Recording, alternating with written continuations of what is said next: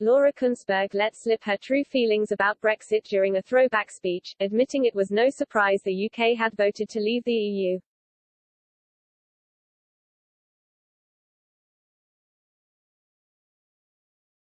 The BBC's political editor, 45, is stepping down from the job in Easter, it was confirmed this week.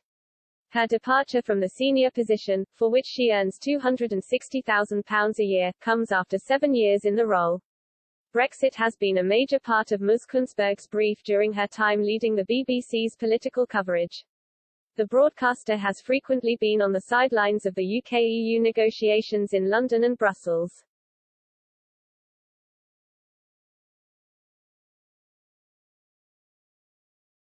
She has also been a presenter of the BBC's Brexitcast, the weekly chat show about the UK's departure from the 27-member bloc.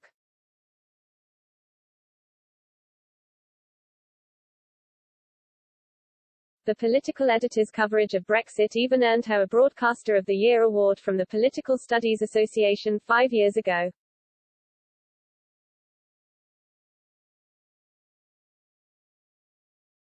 The prestigious gong was in recognition of her reporting on the UK's referendum on EU membership in June 2016 and its fallout.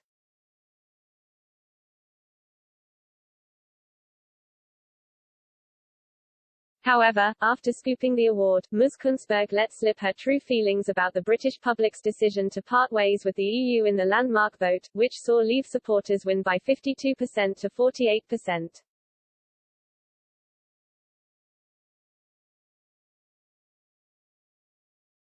As she accepted the award she said, "I don't think I called it, but it didn't surprise me because we had been on the road for months before the result, not just during the campaign.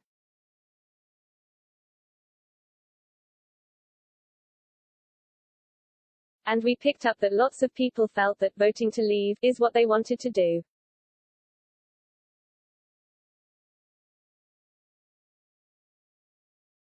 It's kind of as simple as that, you knock on the door and people tell you something.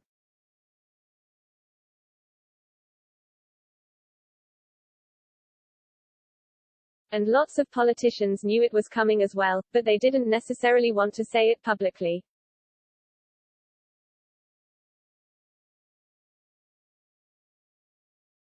The political editor also addressed the sheer scale of Brexit and its complexities, which those in the media had to come to terms with.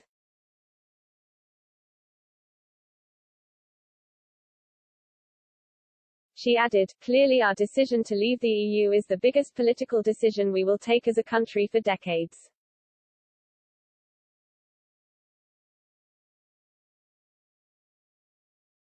No one knows what the consequences will be, good or ill, and therefore I think most people would accept that the consequences of that are bigger than any choice from the general election."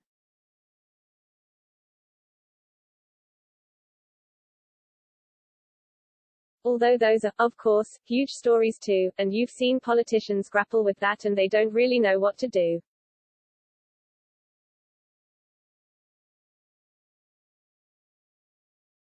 We are also in an era where the pundit class has been proved wrong so many times that it's okay to be a political journalist and say, "I don't know."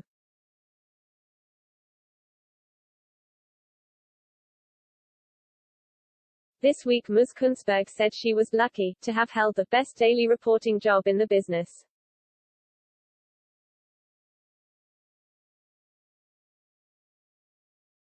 In a statement she said, "I'll miss the daily drama, and our wonderful team in Westminster, immensely."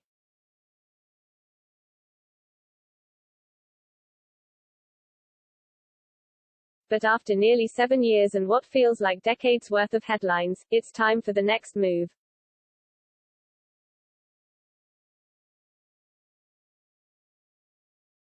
It has not been confirmed what Ms. Kuenssberg will do next, but more details are set to be announced next year.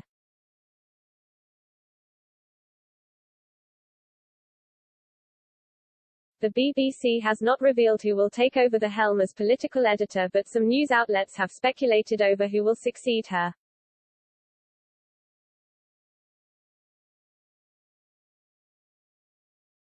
The corporation's deputy political editor Vicky Young is among the favourites, as is John Sopel, the BBC's former North America editor.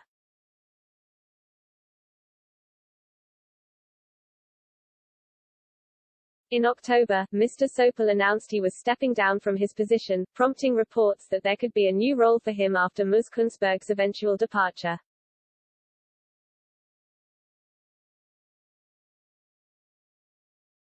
At the time, the BBC was urged to hire a pro-Brexit figure as its new political editor.